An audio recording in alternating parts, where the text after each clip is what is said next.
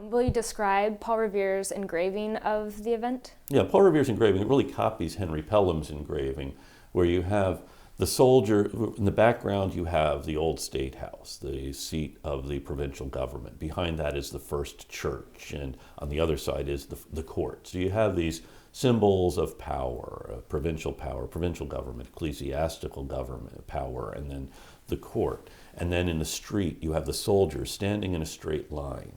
And behind them is Captain Preston raising his sword. Clearly he's giving the order to fire. Now behind them is the custom house, which Revere labels Butcher's Hall. And out of the window of the custom house you can see a puff of smoke. There are something like 85 witnesses who gave depositions. 5 of them reported they saw a flash from the custom house. The town took that as someone was inside the custom house firing into the crowd as well.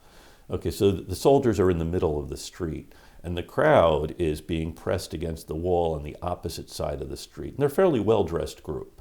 They're not sailors, rope workers, dock workers. There's a fairly genteel group. Not one of them is carrying anything. And they're being shot down with real looks of real shock and surprise on their faces. And in the foreground, there's a little dog. It's like someone's out walking his dog, and the troops start firing at them.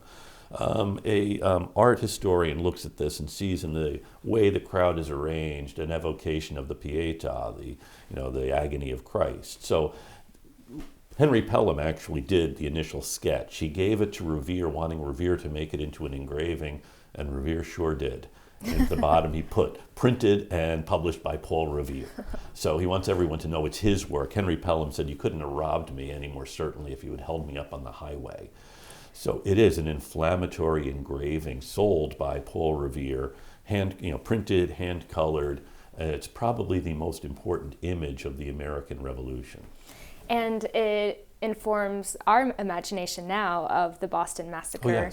Oh, yes. Should we change how we view the Boston Massacre?